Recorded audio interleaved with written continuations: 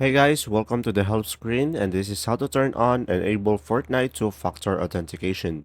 Just go to their website storeepicgames.com and make sure you are logged in. And then from here, just go to your profile over here, guys, and click on it. And then go over to the account.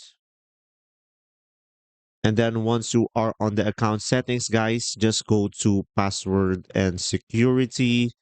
And then from here, if you scroll down, you will have here an option for two-factor authentication.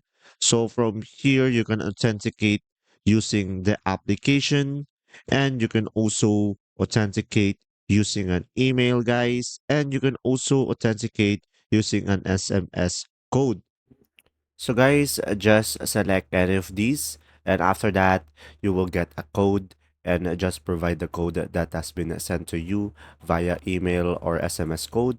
And then from there, you'll be able to enable your two-factor authentication on your Fortnite. And there you go. If this video was helpful, please like and subscribe, and thanks for watching.